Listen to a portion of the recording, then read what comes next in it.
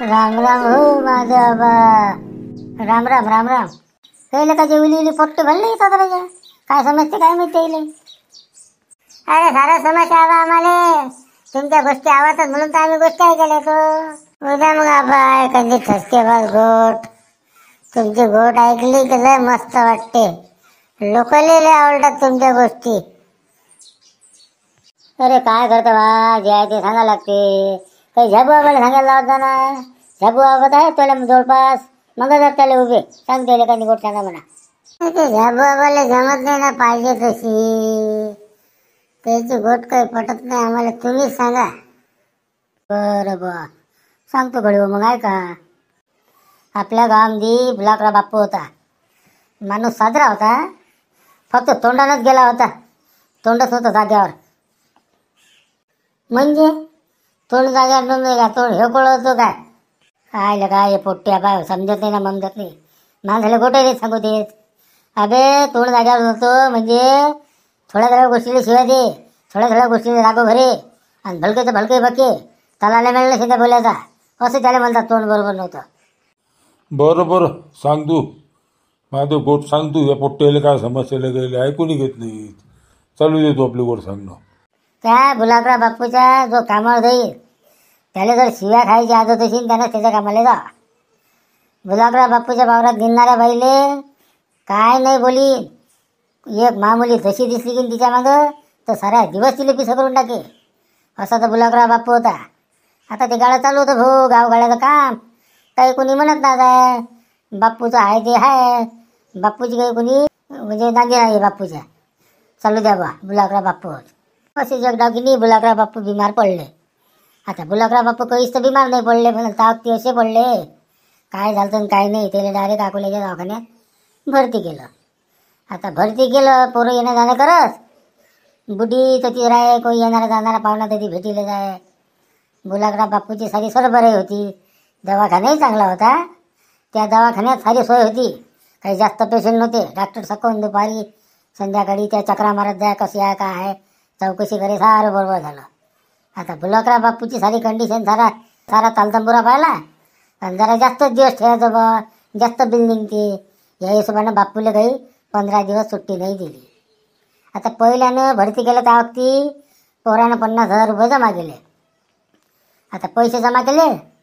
आता त्याचं सलाईन दे, तपासण्या कर, औषध दे, ढमकं कर टमकं कर, ते पलंगाचं भाडं, खोलीचं भाडं आणि असं करून ते टपले. मग कंपाऊंडर आला म्हणे बाप्पू पैसे जमा करायला लागतात, डॉक्टर साहेब म्हणतात. हे ऐकून बाप्पूची नस झाली गरम. कोण होस रे तू, कायचे पैसे रे. 50,000 जमा केले पहिले तुले. हां दवाखान्याचे पैसे जमा केले तर मग तुम्ही पैसे करता. अरे काही माणसाला दुरुस्त होऊ द्या मग पैसे घ्या. त्याच्यावर तो कंपाऊंडर म्हणे नाही नाही बाप्पू, डॉक्टर साहेबांना सांगितलं की बाप्पूला म्हणा 50,000 रुपये जमा करा. बाप्पू म्हणत याची कायची थंडी करा लागते.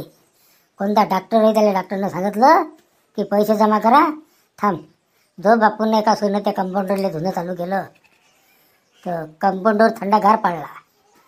मग शेवटी म्हणे बाबू त्या डॉक्टरला म्हणे हा दवाखाना जेवढ्याचा आहे आणि ती काही किंमत आहे आणि साऱ्या दवाखान्याचा खर्च हा किती आहे फक्त एका कागदावर आण तुम्हाला. तो एका कागदावर आण, मी सारी रक्कम देतो तुम्हाला, दवाखान्यात डॉक्टर ताब्यात घेतो. कंपाऊंडरनं हे ऐकलं भाऊ. कंपाऊंडरची फटारली. मग कंपाऊंडरला वाटलं आपलं काहीतरी चुकलं. आता हा बुलाकरा बाप्पू झाला गरम. आता कसं करा. गेला डॉक्टरजवळ. कंपाऊंडरला सांगे डॉक्टरले, डॉक्टर साहेब बुलाकरा बाप्पू म्हणतात की डॉक्टर दवाखाना किती रुपयाचा आहे सांगा. त्याच्यावर डॉक्टर म्हणे मूर्खा तू काही बोलला का द्यायले. नाही ना साहेब मी काही नाही बोललो, पण मी फक्त द्यायला याचं बिल मागितलं. 50,000 रुपये डिपॉझिट अधिक करा असं सांगितलं बा, मी काही बोललो नाही मी.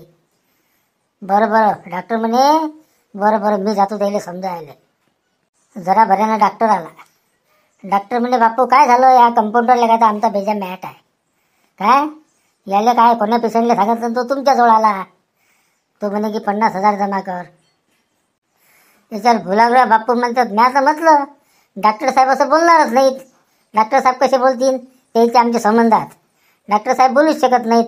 आम्ही आताही सुट्टी घेतली तर डॉक्टर साहेब आम्हाला 1 रुपया मागत नाहीत, असं बुलाकराव बापूनं डॉक्टरले बोलून दिलं.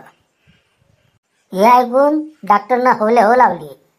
डॉक्टर मुकट्यानं डॉक्टरला वाटलं की आता बापूचं गणित जमलं बा, बापूचा राग गेला. डॉक्टरला माहीत नाही की आपला शब्द बापूनं पकडून ठेवला तर आपण घेईन म्हणून. झाली तशीच गोट. 2-4 दिवसानं सुट्टी झाली. सगळं सामान धरायला ॲटो आणला. ॲटोत सामान भरलं. बापूले धरून दोघांनी नेलं. मग आता कंपाऊंडरला माहिती एकदा अद्दल घडली होती आपल्या बिलाचं कसं म्हणा. कंपाऊंडर काहीच बोलला नाही. मग कंपाऊंडरले डॉक्टर म्हणे अरे बाबा त्यांना बिल माग. तो म्हणे साहेब मी नाही मागत, तुम्ही मागा. मी जात नाही म्हणे त्या बापूजवळ, ते बापूला गरम आहे. डॉक्टर मग ॲटोजवळ आला. डॉक्टर म्हणे बापू मी सांगितली तशी काळजी करता, पैसे मागायची काही हिंमत नाही झाली, औषध वेळेवर घेता, टमकं करता, सारे नियम सांगून ठेवले, टाईमवर औषध घेजा आणि त्या घरसंख्या बायला म्हणजे याची काळजी करता. सारं बरोबर झालं पाहिजे. आता तब्येत त्याची बिघडली नाही पाहिजे. पण हे बोलून पैसे मागायची काही हिंमत नाही झाली. काहून की शब्द दिला होता.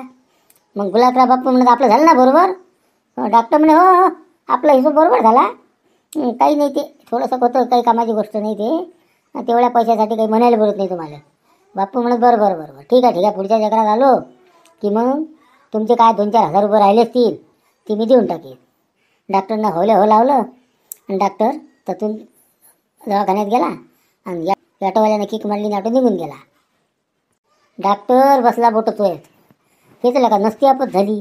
आपण बापूले म्हटलं की आता काही राहिलं नाही, 2-4 बापू म्हणा 2-4 हजार रुपये राहिले, आता आपल्याला 2-4 हजार रुपये देईल. आपलं ते बिल 50,000 रुपये निघालं होती. पण आता झालं की नाही आपत. हा बापू म्हणते की 2-4 हजार राहिले असतील, आपणही झाले हो लावली. आता याच्या पुढे असं करायचं नाही बापा. अशी नसती आपत झाली तर आपल्याला दवाखाना विका लागेल. पण अशी अद्दल डॉक्टरले बुलाकराव बापूनं घडवली. असे बुलाकराव बापू तुम्ही कुठे पाहिले काय? आम्ही पाहिले होते. तुम्ही पाहिले असतील तर कमेंट करून सांगा काय. आणि हा व्हिडिओ तुम्हाला आवडला तर लाईक करा, शेअर करा आणि आमच्या चॅनलला सबस्क्राईब करा. राम राम. भेटू पुढच्या व्हिडिओत. काही राजा अद्दल घडवली हो बुलाकराव बापूनं डॉक्टरले, आठवणच राहील.